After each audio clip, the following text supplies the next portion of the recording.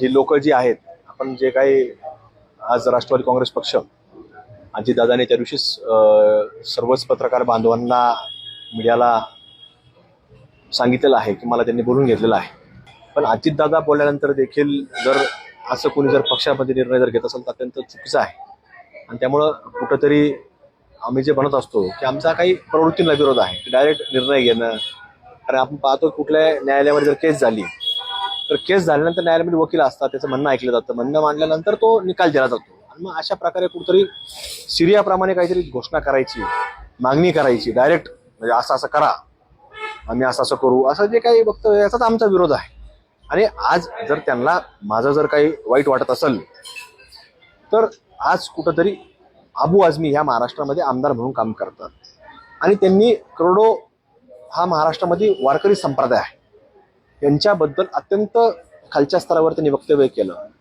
तर त्याचा नायकवाडी साहेबांना कुठेही म्हणजे वाईट वाटलं नाही की आपण त्या अबू आझमीचा विरोध केला पाहिजे का, फक्त समाजामुळं, तर अत्यंत चुकीचे आहे. त्यामुळं अशा घटनेमध्ये त्यांनी पुढाकार घ्यायला पाहिजे होता.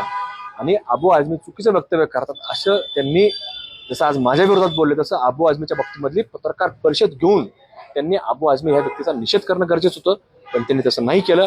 ते माजी आमदार मालेगावमध्ये आपण पाहतो की त्यांनी सुद्धा आरिफ शेख म्हणून त्यांचं नाव आहे, तर ते सुद्धा व्यक्ती औरंगजेबाबद्दल इतकं चांगलं बोलले की औरंगजेब फार मोठा राजा होता आणि फार न्यायनिवाडा करायचा आणि टोपी शिवायचा आणि त्याच्यातनं उत्पन्न चालवायचं, असं काय ते औरंगजेबाबद्दल बोलले.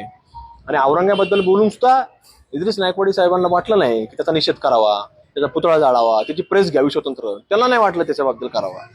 अबू आझमीबद्दल नाही वाटलं की त्यांनी करोडो वारकरी संप्रदाय जो आज महाराष्ट्राच्या कानाकोपऱ्यातनं आपल्याला पंढरपूरच्या दिशेने जात असताना पाहायला मिळतोय, म्हणजे त्याचा निषेध नाही करायचा. पण संग्राम जगतापवर डायरेक्ट कुठेतरी पाकिस्तान जसं आपल्याला कुठेतरी कारवाई करत असताना भारतामध्ये पाहायला मिळतो, डायरेक्ट गोळ्या घालतात, तर तशा प्रकारे यांचा डायरेक्ट मला काहीतरी सूचना दिल्याप्रमाणे त्यांनी जो निर्णय घेतलाय तर त्या वक्तव्याचा निषेध मी व्यक्तीच्या माझ्या वतीनं करतो. माजी आमदार, माजी खासदार म्हणून संभाजीनगर जिल्ह्यामध्ये काम करतात इम्तियाज जलील यांनी देखील जे काही वक्तव्य आमच्या बौद्ध समाजातील काही बांधवांच्या बाबतीमध्ये केलं, त्यांच्याही निषेधार्थ मोर्चा निघाला, त्याच्याबद्दल मी नायकवाडी साहेब बोलले नाहीत. त्यांना मीडियामध्ये फक्त काहीतरी म्हणजे इतर समाजाचा व्यक्ती दिसला तरच त्यांना चलतोय, अशा प्रकारची एक मला शंका त्याच्या बाबतीत यायला लागलेली आहे.